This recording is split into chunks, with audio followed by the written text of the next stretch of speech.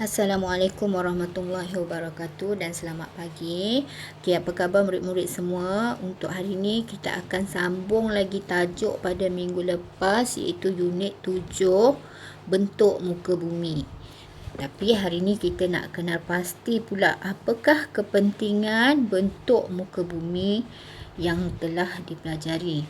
Okay, kalau ingat lagi, terdapat 5 jenis bentuk muka bumi, iaitu pantai, sungai, tebing, bukit dan juga gunung.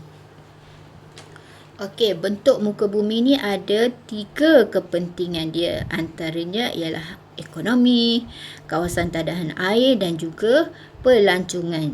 Okey, kita akan tengok satu persatu.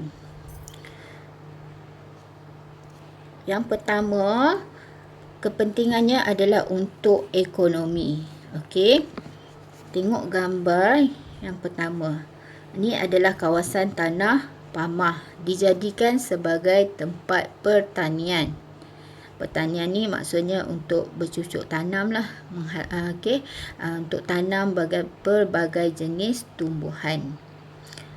Okey, kedua, kawasan pinggir laut. Okey, dijadikan sebagai tempat perikanan. Kedua-dua bentuk muka bumi ni dapat menjana sumber pendapatan. Okey.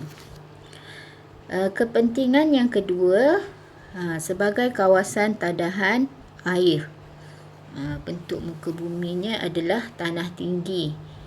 Okey, di bukit lah, kawasan bukit ni. Kawasan bukit ni sebenarnya ada sumber air. Okey, jadi dia berperanan sebagai kawasan tadahan air lah. Okey. Kita tengok kepentingan yang seterusnya untuk pelancongan. Okey, cuba tengok gambar. Okey, yang pertama, pinggir laut. Okey, dijadikan sebagai tempat tarikan dan pusat pelancongan. Selain daripada pinggir laut, kawasan tanah tinggi juga ada tarikan dan pusat pelancongan lah. Contohnya, kalau dekat pinggir laut ni kita dapat lihat di pantai. Contoh pantai Redang, pantai Cahaya Bulan dan sebagainya lagi lah.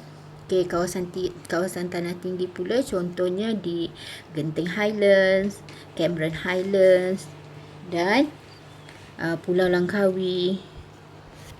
Okey, seterusnya. Murid buka buku aktiviti muka surat 41. Okey, keluarkan buku aktiviti dan alat tulis. Okey, cikgu akan terangkan cara nak jawab.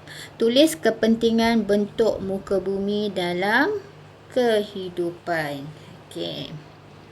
Tengok, dia dah bagi contoh gambar yang pertama. Okey, ni adalah kawasan apa? Tanah tinggi. Jadi kepentingannya adalah untuk kawasan tadahan air. Okey, cuba tengok gambar yang kedua. Okey, mana satu jawapannya? Adakah untuk pertanian, perikanan ataupun pelancongan? Okey, ini adalah untuk perikanan. Okey, jadi tulis perikanan ni ke dalam kotak yang disediakan. Okey, boleh Jadi murid teruskan menjawab untuk soalan ketiga dan juga keempat. Okey. Seterusnya, buka buku aktiviti muka surat 42. Okey, bulatkan jawapan yang betul. Okey, bulatkan jawapan yang betul. Tengok soalan nombor 1. Perikanan merupakan antara kegiatan ekonomi ke pertanian? Kalau perikanan tentulah untuk ekonomi. Okey, seterusnya murid jawab soalan nombor 2. Tanah tinggi merupakan apa? Kawasan perumahan ke kawasan tadahan air? Yang ni senang je. Okey, seterusnya Kundasang. Kundasang di Sabah ialah kawasan, tengok gambar ni. Kawasan pelancongan ke kawasan perikanan? Okey, dah siap jawab macam biasalah, hantar tugasan kepada Cikgu Wati. Okey, untuk hari ni jawab latihan 2 muka surat ni. Okey, dan seterusnya